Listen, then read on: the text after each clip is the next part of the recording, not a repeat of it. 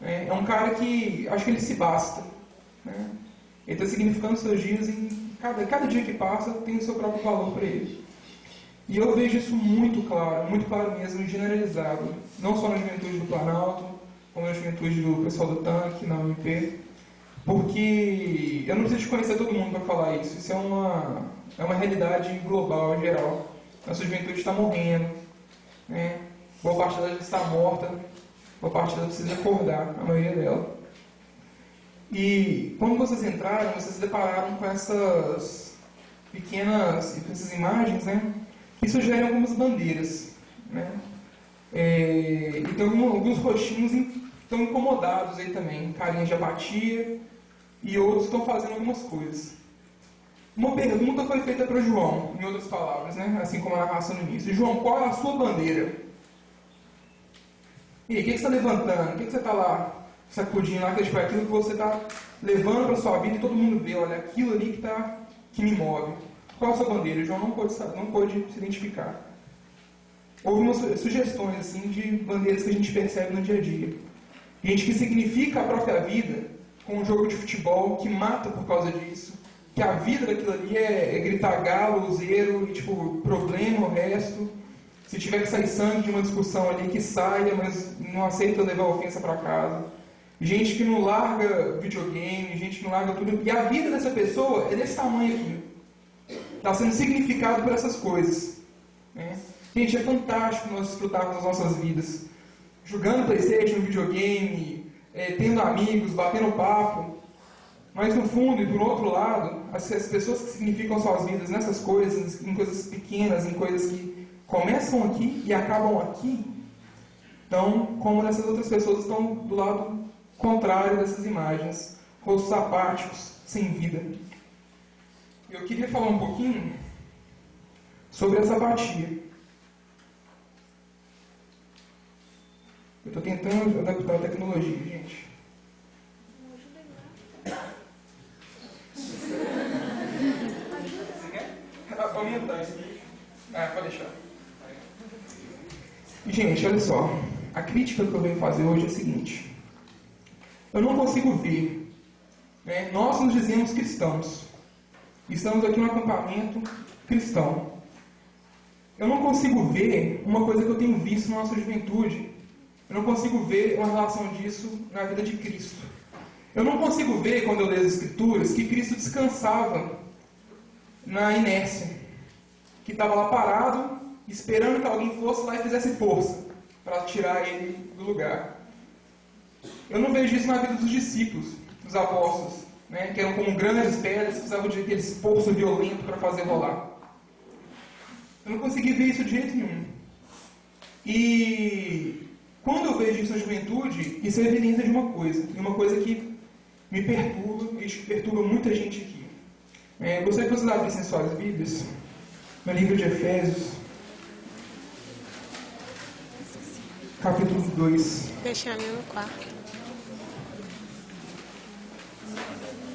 No quarto. Eu não queria deixar, ela tá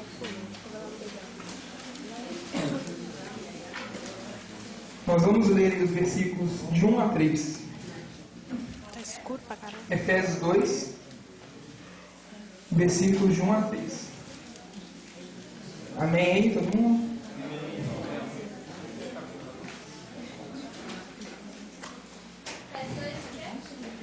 Versículos 1 a 3. Vamos ler então. Pronto?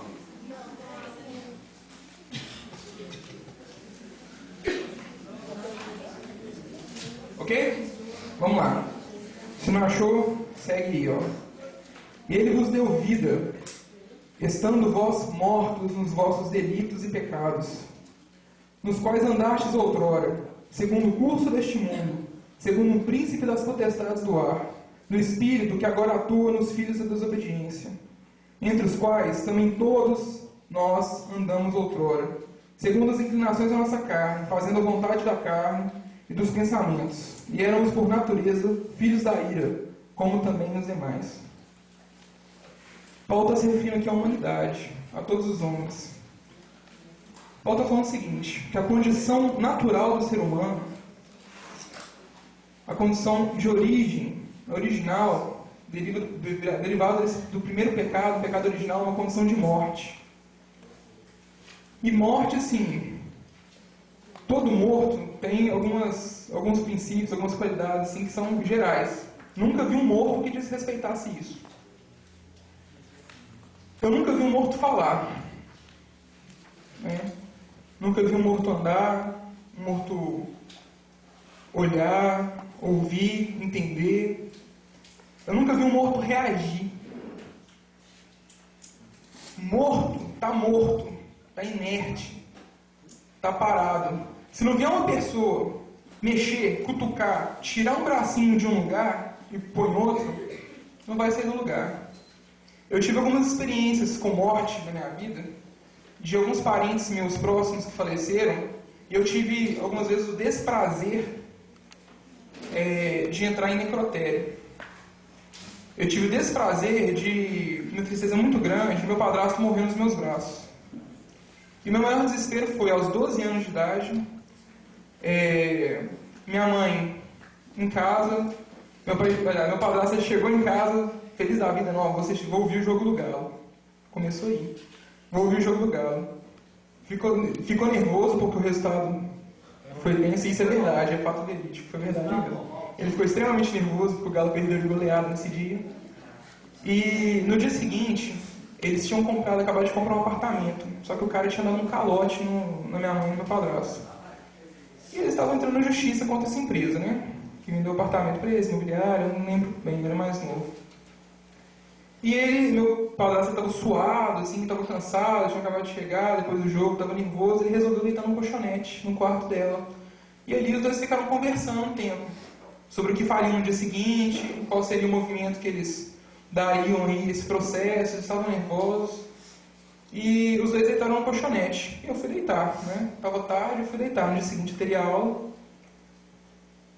E assim, como eu ouvi depois, a minha mãe, ela estava conversando com ele respondendo. Conversava, respondendo. Ela fez uma pergunta e ele não respondeu mais. Gente, assim, ele não respondeu mais, do nada. Questão de segundos. Ela ouviu um... e assustou, porque ela já tinha ouvido isso uma outra vez com a mãe dela. E ali o meu padrasto, ele foi embora. Ela saiu desesperada do quarto, gritando: Daniel, resolve, pelo amor de Deus. Não sabia o que falava, corria de um canto para o outro. Começou a ligar para irmãs dela que moravam ali perto. Esqueceu até o telefone do SAMU, da ambulância. E ali eu saí desesperado, todo, porque eu, mais novo, eu tinha feito natação e tinha dado uma introdução ao primeiro socorro. Eu falei: meu Deus, é a hora de eu aplicar esse negócio. Desesperado, eu preciso de fazer alguma coisa. E eu deitei em cima dele, montei em cima dele e sacudi. Meu padrasto. Altinho na corda, sacudi. Eu gritei. Eu pus o ouvido no peito dele, tentei ouvir alguma coisa. Cheguei próximo à boca dele, tentei ouvir a respiração dele. Nada. Não consegui ouvir absolutamente nada. E esse é o meu desespero, total e absoluto. Nada do que eu pudesse fazer daria vida de volta ao meu padrasto. Ele estava morto. Por ele mesmo, ele não conseguia mexer um braço, não conseguia ouvir, não conseguia andar, não conseguia reagir. Ele nem sabia que estava morto. O morto, ele não pode se incomodar em estar morto. Ele nem percebe que perdeu a vida, ou que viveu um dia e está morto. Eu acho que o exemplo de Paulo nessa carta aos Efésios é muito feliz, é muito apropriado. Ele diz que nós, no estado de natureza, estávamos mortos. E nas mesmas características que meu padrasto tinha ali, e outras tantas pessoas que eu já vi, inertes, absolutamente parados, inertes, apáticos, sem vida, Paulo nos coloca no mesmo esquema. Nós estamos no mesmo esquemão. A humanidade está no mesmo esquemão. Mortos.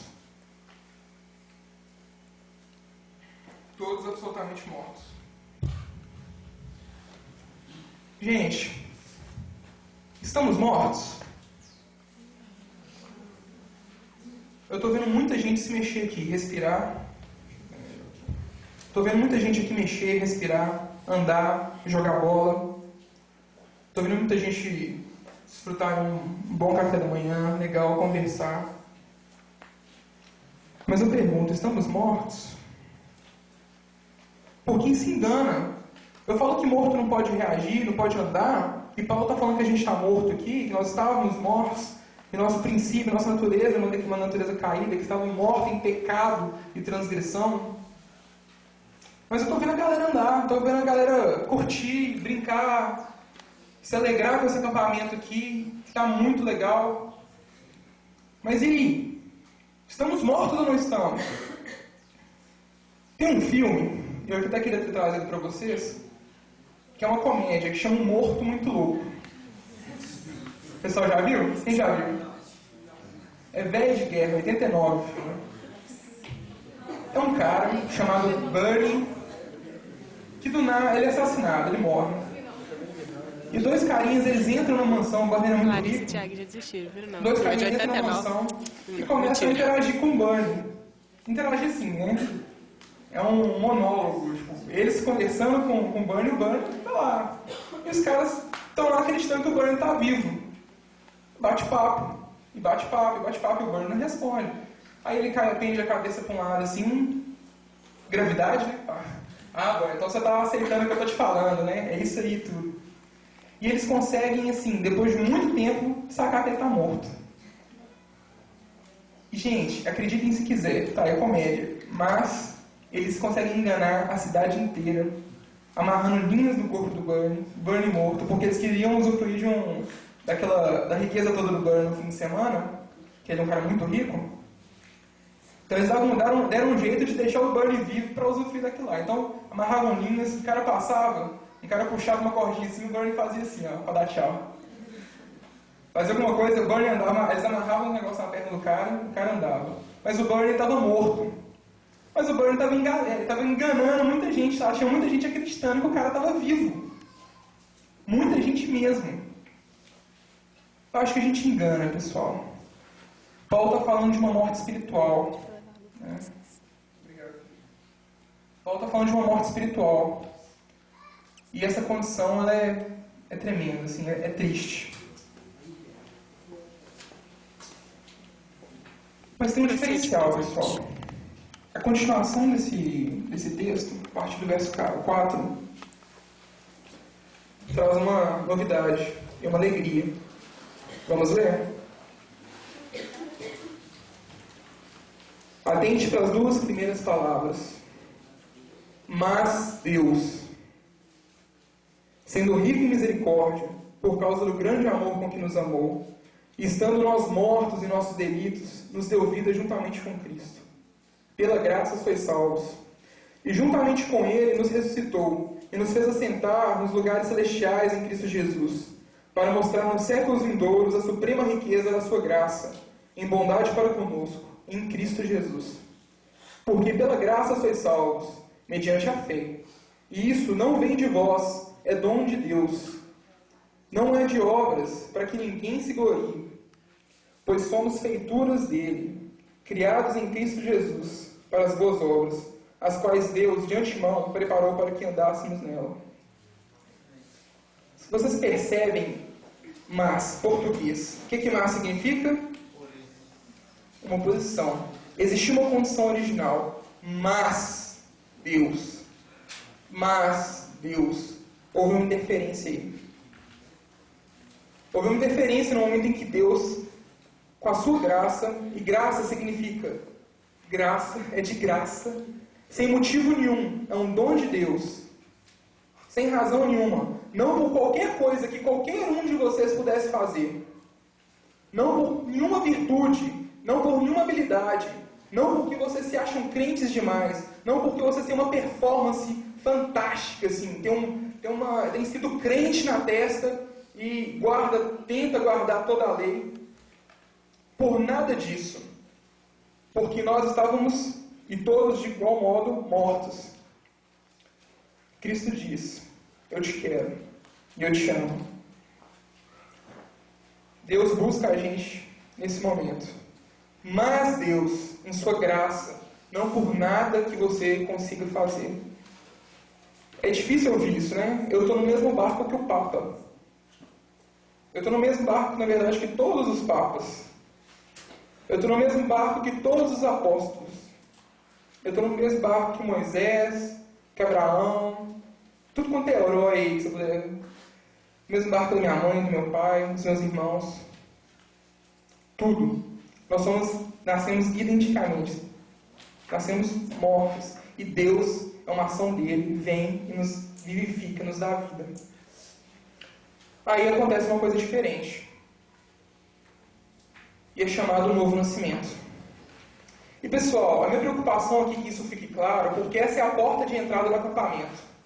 Essa é a porta de entrada para todas as outras mensagens, para o desdobrar de todos os outros dias temáticos.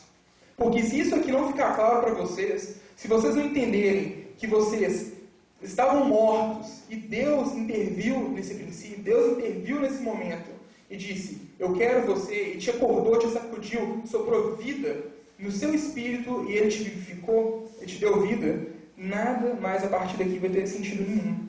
Você pode pegar sua mala e ir embora. Não vai fazer sentido nenhum. Mais um textinho, então, para a gente entender o que é o novo nascimento que acontece aqui. E esse é João 3, capítulo 3. Está todo mundo entendendo?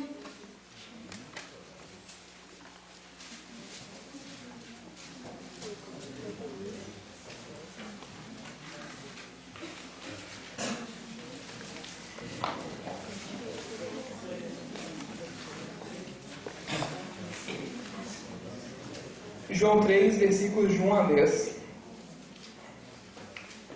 Vamos atentar isso aí. Pode ler? Havia entre os fariseus um homem chamado Nicodemos, um dos principais dos judeus. Este, de noite, foi ter com Jesus e lhe disse, Rabi, sabemos que é mestre vindo da parte de Deus, porque ninguém pode fazer estes sinais que tu fazes, se Deus não estiver com ele. A isso respondeu Jesus, em verdade te digo, se alguém não nascer de novo, não pode ver o reino de Deus. Perguntou-lhe Nicodemos, como pode um homem nascer de novo sendo velho? Pode porventura voltar ao ventre materno e nascer uma segunda vez? Respondeu Jesus, em verdade te digo, quem não nascer da água e do Espírito não pode entrar no reino de Deus. O que é nascido da carne é carne, e o que é nascido do Espírito é Espírito. Não te admires de que eu te dizer, importa-vos nascer de novo. Não se surpreenda. O vento sopra onde quer, ouves a sua voz, mas não sabes de onde vem, nem para onde vai. Assim é todo o que é nascido do Espírito. Então lhe perguntou Nicodemos, como pode suceder isso? Como acontece isso? E acudiu Jesus, respondendo, tu és mestre em Israel e não compreende essas coisas? Vocês conseguiram entender assim, a dinâmica desse papo? A dinâmica desse papo é muito interessante. Todo mundo sabe o que é um fariseu? Cara, fariseu é um dos caras, é uma turminha entre os judeus, entre os quais estavam aqueles caras que mais se esforçavam para guardar a lei. Eram pessoas extremamente religiosas, zelosas. Estavam no templo de dia e de noite. Estava lá. E o cara chega para esse Nicodemos, ele chega para Jesus e fala assim, mestre, eu sei que você veio da parte de Deus. Porque de outra forma as coisas que você faz não aconteceriam. É loucura, não tem como. Eu nunca vi acontecer. E sabe o que Jesus fala? Gente, quando eu leio isso aqui pela primeira vez, nossa, que tirada, cara. Que tirada. Te importa. O que é importante é nascer de novo. Cara, que tirada. O cara vai babar o ovo de Jesus. O cara vai lá encher a bola de Jesus. Jesus, nem dá prosseguimento. Jesus, eu sei que você é mestre. Eu sei que você é o cara. E você veio de Deus, da parte de Deus. Jesus olha para ele. Nem completa. Importa-vos nascer de novo. Eu penso isso que ele fazendo com toda ternura. Tirada da leitura, assim, eu vejo ele tentando fazer isso com toda ternura, com todo amor.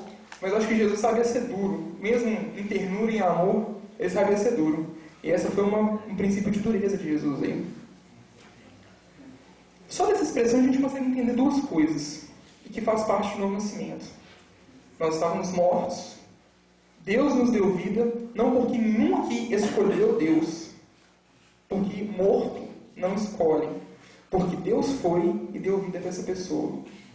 Levantou essa pessoa e aí nasce a fé. E deu condições a essa pessoa de acreditar.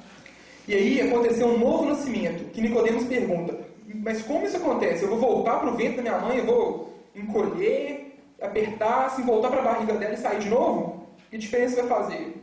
Nicodemos, a gente não está pensando em carne, está pensando em nascer do Espírito. E só desse, importa-vos nascer de novo, a gente pode entender duas coisas. A primeira é que a lógica que Jesus apresenta aqui não é de uma nova religião. O que Jesus está falando com Nicodemos ali não é uma nova religião. Ele está exigindo, Nicodemos, te importa que vá o tempo, se ajoelhe, se empenhe, ore, compõe o ministério de música, o grupo de louvor, vai dar EBD, sei lá, vai participar do grupo de coreografia, caramba, vai varrer a igreja, qualquer coisa, vai morar na igreja. Ele não está falando isso. Olha só, importa-vos nascer de novo. E sabe por que ele está falando isso? Porque Nicodemos já fazia isso. Nicodemos, ele era um fariseu, ele já fazia isso. Importa-vos nascer de novo.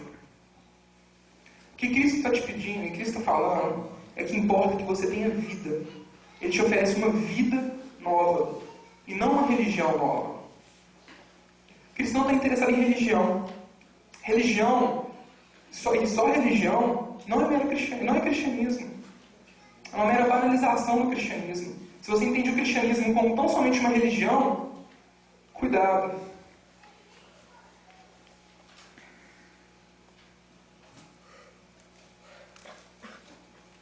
Um outro sentido. Na mesma expressão, quando Nicodemos fala, eu sei que você é mestre, que você é o cara, e Jesus fala, te importa nascer de novo. Além de Cristo não está apresentando uma nova religião para Nicodemos, ele está trazendo um tipo de vida, uma lógica diferente. Jesus também não está apresentando uma filosofia nova. O que eu quero dizer com filosofia, pessoal? Quantos aqui conhecem aquele cara que você fala assim, nossa, esse cara, ele é cristão, só falta aceitar Cristo? Pessoas virtuosas, pessoas bacanas, cheias de qualidade. Pessoas que pegaram o cristianismo e entenderam, nossa, o cristianismo é um monte de coisa bacana que ensina a você bonzinho, você manso, você cuidadoso, você amoroso, você tipo, lista, 50 mãos cheias. O que Jesus está falando é que não interessa isso. As virtudes do cristianismo são consequências de uma vida cristã. O que ele está falando aqui não é uma filosofia que qualquer um pode adotar, pura e simplesmente. O cristianismo não é uma religião, simplesmente. Não é uma filosofia, simplesmente. O cristianismo é um novo nascimento. É um novo nascimento, é um começar de novo, uma nova vida.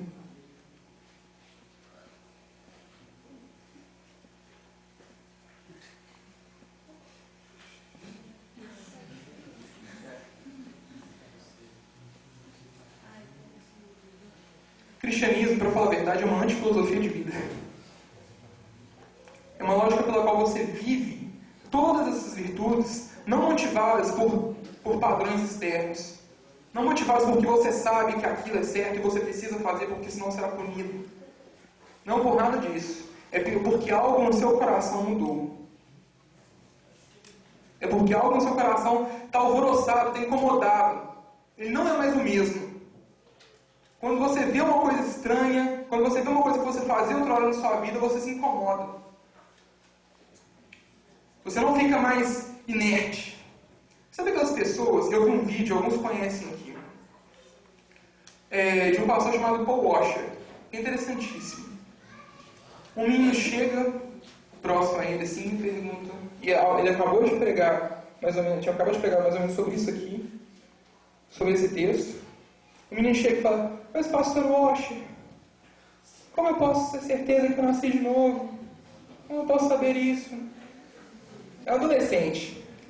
Aí o Washer chega pro cara e fala pro menino, chega assim, você sabe de um lugar aqui que aquele lugar é um inferninho, onde que a galera vai lá desvairar, minha loucura total, pegação total, tudo quanto é coisa louca, você conhece?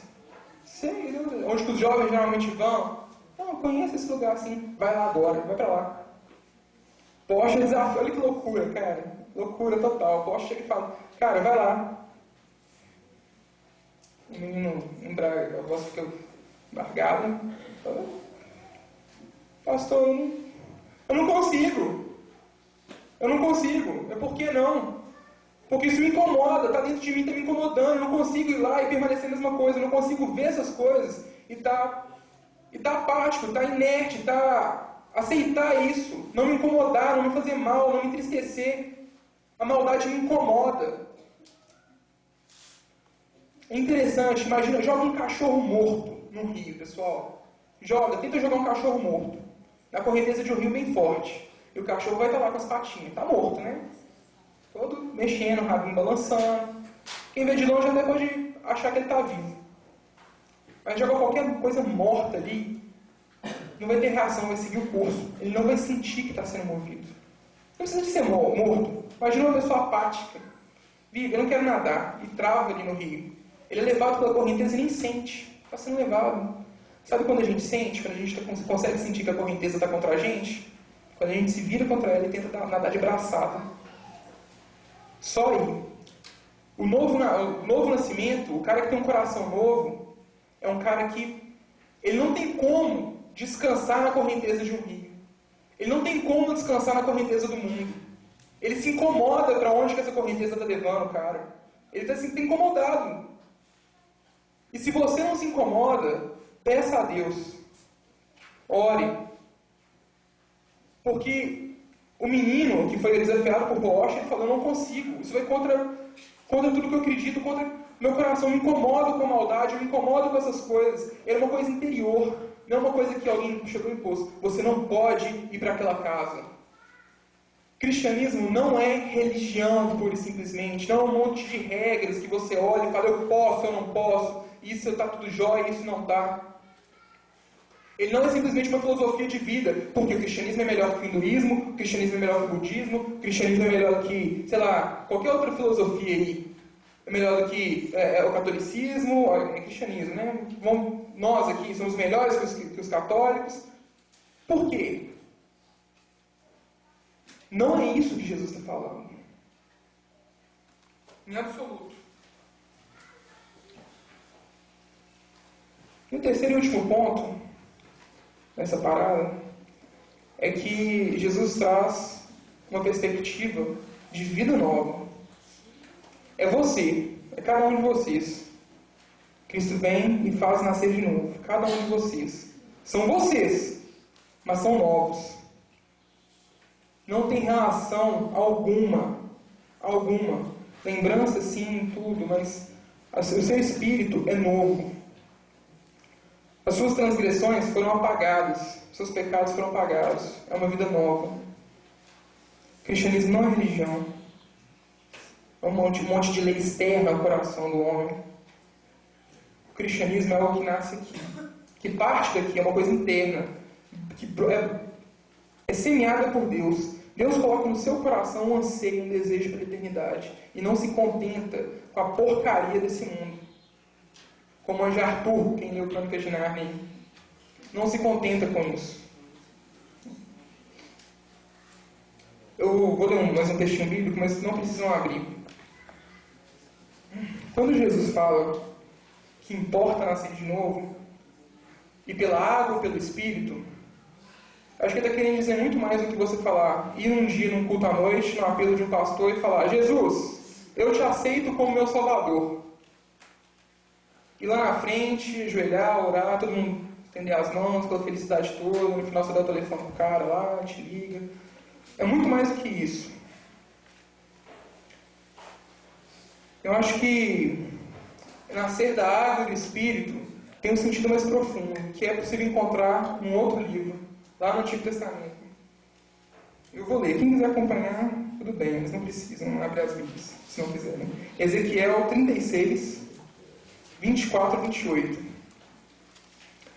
E isso é o que eu entendo, é o que a Bíblia me dá margem para entender sobre o novo nascimento, sobre o que é nascer de novo. Tomar-vos-ei de entre as nações, e vos congregarei de todos os países, e vos trarei para a vossa terra. Então aspergirei água pura sobre vós, e ficareis purificados. De todas as vossas imundícias, e de todos os vossos ídolos vos purificarei. Dar-vos-ei um coração novo, e porei dentro de vós espírito novo. Tirarei de vós o coração de pedra, e vos darei coração de carne. Porei dentro de vós o meu espírito, e farei que andeis nos meus estatutos. Guardei os meus juízos, e os observeis. Habitareis na terra que eu dei a vossos pais. Vós sereis o meu povo, e eu serei o vosso Deus. Gente, que maravilha. Água e espírito. A água. Quem já ouviu aquela? Jesus vai me lavar, eu vou ficar limpinho, limpinho, limpinho.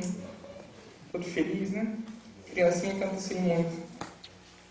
A lógica aqui, pessoal, que o novo nascimento parte de uma lavada, uma lavagem total, onde Cristo, a partir do sacrifício dele na cruz, sendo ele Deus, ele asperge água sobre você, ele joga, lança água para você e te purifica. É a vida nova da qual eu estava falando. E faz brotar no seu coração, faz brotar no seu espírito um espírito novo, que vem de Deus. Então o cristianismo ele não pode ser uma coisa externa, nasce em você. E desse espírito nasce uma coisa que nós chamamos fé. E esse é o tema do dia. Eu andei isso tudo para falar isso. Fé. A fé só acontece quando há um novo nascimento. Acreditar, falar, não, tudo bem, eu aceito isso aí, não é ter fé. Quantas pessoas vocês conhecem que falaram, Jesus, você é meu Salvador, num dia de culto de domingo, e vivem vidas que totalmente diferentes daquilo que eles declararam. Mas continuam falando, Jesus é meu Salvador. Tem alguma coisa incoerente aí, não tem? Ou não? Estou enganado? Estou enganado, gente? Não? E essa é a minha dificuldade. Deus fala, eu vou te colocar o meu espírito.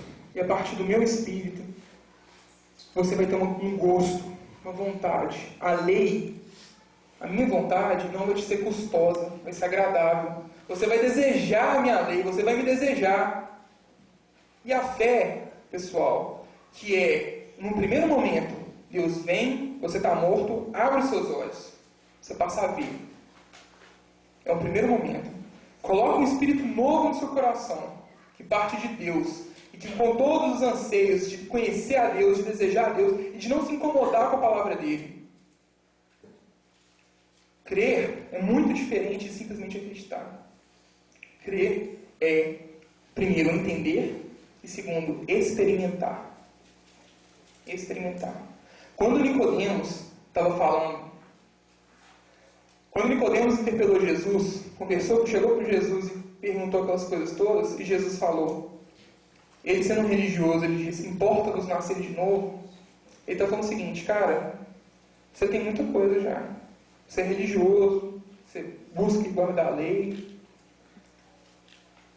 e você me reconhece intelectualmente. Você falou, olha, ele falou, você é mestre vindo da parte de Deus. Ele aceita que Jesus é o mestre vindo da parte de Deus. Ele aceita aqui. Ele aceita aqui, na cabeça. Mas ele não tem um anseio. Ele assente isso, mas o coração dele não deseja ainda. Ele fala, importa nascer de novo. Embora muita gente diga que Jesus é Senhor, Jesus é Salvador, e há um adendo aqui, vou lembrar as palavras do pastor Pedro. Se você fala que Jesus é seu Salvador, e não declara como Senhor, é complicado. Não tem como você entender Jesus como seu Salvador, e não tê-lo como seu Senhor. Isso não existe. É um anseio no seu coração em obedecê-lo, é uma vontade, e aí parte a fé. É uma vontade, é uma necessidade, e você só vai se sentir saciado quando você encontrar nele esse amparo, quando você encontrar nele essa satisfação. E o princípio da fé é esse, é uma vontade de buscar. Se você entende Deus apenas como seu Salvador, e não tem como seu Senhor, você não tem como absolutamente nada. Não existe salvação sem senhorio de Cristo. Porque a vida que Efésios está falando, que Paulo está falando em Efésios, é juntamente com Cristo. Juntamente com Cristo. Tá difícil de entender, pessoal? Tá claro? Estou falando rápido, devagar? Eu achava que é bem, cara. Bom, e pra gente encerrar, pessoal, esse negócio aqui é muito brutal. E pra gente encerrar, vou passar alguns atributos da fé, que é o nosso tema. Vocês entenderam que fé é uma necessidade, é algo que primeiro parte de Deus. O primeiro agente da nossa fé quem é? Deus. Que vai num cara que estava morto e ele, soberano, poderosamente, dá vida. Você não pode escolher ter vida enquanto está morto. Meu padrasto não podia falar, não, eu quero viver de novo. Ele não podia escolher isso. A fé, pessoal, um dos atributos desses, é um instrumento. Mediante a fé, nós temos vida com Cristo. Porque a obra de Cristo, ela foi consumada na cruz. Cristo, sendo Filho de Deus, se sacrificou por nós, derramou seu sangue naquela cruz, e com aquele sangue nos lavou. Aquele sangue foi aspergido em nós e nos purificou. E só há vida nele. E fé é um reconhecimento disso. É o reconhecimento disso e a necessidade disso. Fé é um instrumento, é uma mão vazia. É uma mão vazia que chega a Deus, eu preciso de você, eu não tenho nada. É um cara que abre mão de tudo e fala, eu não sou porcaria nenhuma sem Deus. Eu não sou nada sem Deus.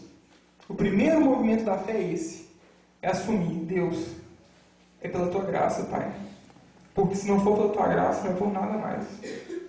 E absolutamente nada mais. Porque nós não somos nada, pessoal. Nós viemos do pó e do pó retornaremos. E Deus disse para Adão, né? No dia que você comer daquele fruto lá, cara, fique esperto, porque você vai morrer. O início da nossa morte está lá. E o fim da nossa morte, o início da nossa vida está aqui em Cristo. E é a única saída disso.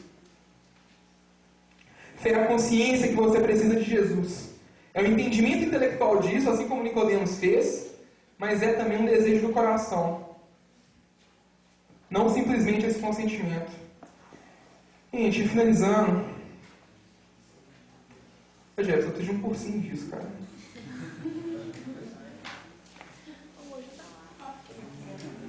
Não, peraí que eu sempre consigo no final. Peraí, seguinte. E para encerrar, a fé, e acho que à noite o Juninho vai poder falar mais sobre isso, muito provavelmente bem melhor do que eu, é que fé, ela não é uma fé simplesmente na fé. Você já viu aqueles médicos, cara, médico fala isso, chega e fala assim, acreditar em alguma coisa é bom, tenha fé, não importa a crença. Minha tia adora falar isso. Não importa no que você acredita, não. Você acredita em Deus, tá bom. Você acredita em... você acredita em alguma coisa, tá bom. Acredite. Não é uma fé na fé. Não é uma fé simplesmente no crer. Crer porque eu sei que simplesmente por eu crer eu vou ter salvação, vou ter tudo jóia. Nós queremos em algo. Tem um conteúdo dessa fé. Tem uma substância, tem uma essência. E pensem sobre essa essência. Eu apontei uma coisa aqui de leve, que é a obra consumada de Cristo na cruz. E hoje à noite a gente vai destrinchar isso. E finalmente, agora finalmente mesmo, estão cansados? Não. Finalmente mesmo, fé é entender uma coisa chamada graça. Que nós podemos entender de duas formas, uma certa e uma errada. Tem um cara, um pensador brutal, alemão aí, que ele escreveu um livrinho legal, e que no meio desse livrinho ele soltou umas, assim, coisas que passaram aí para gerações que ficaram brutais, ficaram assim, estarrecidos com a lógica que o cara colocou no entendimento dele sobre graça. O nome dele é Dietrich Bonhoeffer. Não, não interessa esse nome não. Escuta o que ele falou. Ele diz o seguinte, pessoal, que existem dois tipos de você entender a graça de Deus. O que é graça? Ele te deu a fé, Ele te deu vida, abriu seus olhos para Ele colocou no seu coração e no seu espírito um anseio por Ele, coisas que só serão satisfeitas nele e que nada no mundo mais vai satisfazer. De graça. Absolutamente de graça. Não por nenhum esforço, não porque você é o cara ou tal, por nada do que você possa fazer. Gente, isso é libertador. Deus, eu sou pecador, Deus. Eu peco em cada segundo. Eu olho para um lado, eu peco. Eu falo uma coisa, eu peco. Eu estou respirando, eu peco. Você é de graça. Nada por nada que eu faço, que eu possa fazer, você me deu isso. O entendimento da primeira graça é uma graça barata. É um cara que olha para isso e fala: ah, é de graça. Deus já me salvou. A obra está consumada. Problemas, eu vou levar minha vida. Eu conheço muita gente que fala isso, cara. Sinceramente. Se for verdade mesmo alguma coisa, ele não é gracioso, ele não é amoroso, eu vou ser salvo no final da vida. No final da vida eu falo: Deus, eu acredito em você, pá, morre, estou no céu. Simples assim. Esse é o entendimento da graça chamado graça barata. É um entendimento falsificado, uma coisa que não existe. É fedorenta. É horrível isso. Essa graça barata, quando você entende a graça como sendo uma coisa descartável, uma coisa da qual você pode desdenhar, uma coisa quando Deus te dá de graça, fantástico, amor, perfeição, é o perdão pleno de tudo, de qualquer coisa que você já fez, esteja fazendo ou vai fazer. E um cara olha para isso e fala: ah, tá ótimo, então isso significa que eu vou zoar pra caramba o plantão, e no final da vida, Deus vai agir com graça. Sabe a minha preocupação com isso? É que um cara que pensa assim, ele não entendeu o que é graça. Pior de tudo, um cara que pensa assim, corre o risco de nem ter sido salvo, nem ter nascido de novo, nem ter fé de verdade. Que é a hipótese mais provável, inclusive. Esse cara, ele coloca um outro modelo de graça. E essa é a graça preciosa. É o entendimento real da graça. É uma graça que nos acompanha de um querer conhecer. É uma graça que é acompanhada de gratidão. E esse é o espírito do cristianismo. Nós não fazemos nada porque somos obrigados a fazer. Nós não fazemos nada porque isso é exterior, externo a nós. Não, porque está no nosso coração. E graça preciosa é uma graça que a gente entende como sendo um presente de Deus. Nós moldamos nossa vida, nós conduzimos os nossos dias e seguimos aí nossos passos, andando de dia em dia, formando e norteados pela gratidão, porque nós sabemos que nós não éramos porcaria nenhuma antes. Nós não éramos absolutamente nada. Isso pode parecer muito abstrato. Eu acho que a primeira vez que eu ouvi isso na minha vida foi abstrato. Acho que eu aceitei Jesus umas 3 vezes na minha vida, ou 4. Que eu fui lá na frente, chorar, isso tudo lá no Planalto. E, gente, eu acho que Deus só me sacudiu uns 3 anos atrás, para falar a verdade. Quando Deus colocou no meu coração uma coisa que é uma fome, é uma sede. Que embora eu peque, cara, eu peco pra caramba. Eu não estou aqui por mérito nem a pau. Nem a pau. Não estou por mérito aqui, eu peco muito. E os meus amigos sabem disso. Todo mundo sabe. Eu me envergonho do meu pecado. Mas eu preciso de confessá-los também. Cada um aqui, Juninho, Thiago, Douglas, todo mundo que está aqui, que eu acho que tem amizade, sabe de um lado meu, sabe de alguma coisa ali que está... Mas isso não me machuca mais. Porque a graça de Deus arrancou qualquer maldição, qualquer desdobramento que aquilo poderia ter para a minha vida eterna. Deus ignorou aquilo. E a graça preciosa é, Daniel, nada contra a correnteza. E você só sente que a correnteza é forte quando você nada contra ela. Se você acha que no mundo você vai sair, viver, e curtir, e voltar e falar: Deus me abençoe, é porque você nunca nadou contra a correnteza. Você, como aquele cachorro morto, está se deixando levar. Como qualquer coisa que é jogada no rio, uma vareta, sei lá, qualquer coisa, está se deixando levar. A gente só sabe qual é a responsabilidade da vida cristã quando a gente amou a nossa vida pela graça de Deus, em gratidão a essa graça de Deus. E por meio da fé, do nosso consentimento, nosso entendimento da obra de Jesus e do nosso coração, nesse primeiro momento, nós vamos seguir nesse rumo. Certo? Pessoal, essa é a primeira perspectiva sobre fé. né? É o primeiro ponto, que é o novo nascimento. Francis Schaeffer ele fala uma coisa que é interessantíssima. Simples, muito simples e interessantíssimo. Uma vez que você nasce, você precisa viver. Primeiro passo é nascer, agora você precisa viver. E a gente vai tentar trabalhar isso à noite. Como viver a fé. Tá certo? E pensem nisso, gente. Fé é o que você crê. É a forma com a qual você vê o mundo. O João Maria ali, ele viu o mundo como? Todo mundo tem uma forma de ver o mundo. Você chamava, tem uma palavrinha legalzinha, um conceito legal aí, que significa visão de mundo, que é cosmovisão. Todo mundo vê o mundo de uma maneira. Um hindu lá na Índia vê o mundo de um jeito, o americano vê a vida de um jeito, o brasileiro vê a vida de um jeito. Cada um tem um jeito peculiar de ver a vida que está dentro da sua cultura, dentro do sua família. A fé, quando você acredita em Cristo, você passa a ver a vida de um jeito totalmente diferente. Aquela imagem da ele da lente. Tá? Depois põe, não tem problema não. A fé é uma lente, pessoal. É uma forma que a gente vê o mundo e tenta compreender, dado por Deus. Isso é visão de mundo, é cosmovisão. Se você tem fé e não tem obras, se a sua fé não é expressa em atitudes, se a sua fé é simplesmente uma coisa, não, tem fé, mas me deixa quietinho aqui em casa. Deixa quietinho, eu tenho fé aqui. É uma fé mentirosa, é falsa da mesma forma. Tá certo? Vamos orar então? Tá claro, pessoal? Como todo mundo sabe, eu não sou pastor, não sou pregador, me incumbiram nessa tarefa difícil e árdua.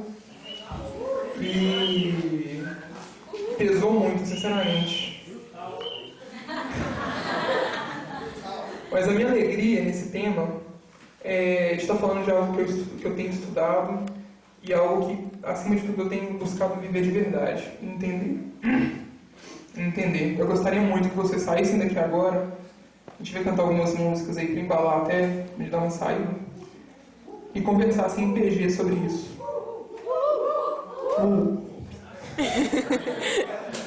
E conversassem em PG sobre isso.